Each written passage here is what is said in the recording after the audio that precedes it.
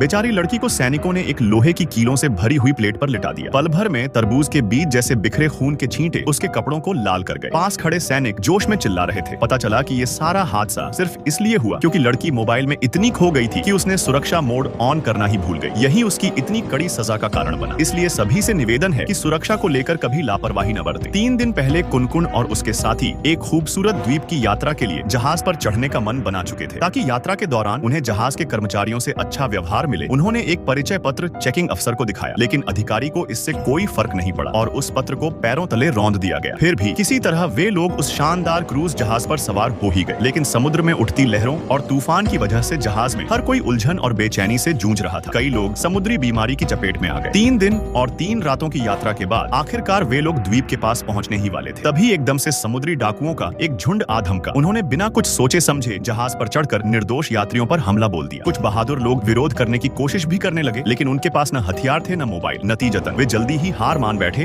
और डाकुओं द्वारा दबोच लिए गए। अब तो लग रहा था कि जहाज पर सफर करना भी सुरक्षित नहीं रहा। एक छोटी सी लड़की की आंखों में डर और लाचारी साफ झलक रही थी। आखिरकार इसी तरह वे लोग द्वीप पर उतरने में सफल हुए, लेकिन वहाँ के सैनिकों ने भी उनकी व्यक्तिगत चीजें जबरन छीन ली। जो भी विरोध करता उसे डंडों से पीटा जाता। कुनकुन के पास अब कुछ भी बचा नहीं था, इसलिए मार खाने से बचने के लिए उसने अपने बैंड से सैनिकों के लिए एक सिम्फनी बजवाई। लेकिन तभी उसकी पत्नी को अकेले बाहर बुला लिया गया और उसके सामने फिर एक और भयावह सपना खड़ा था।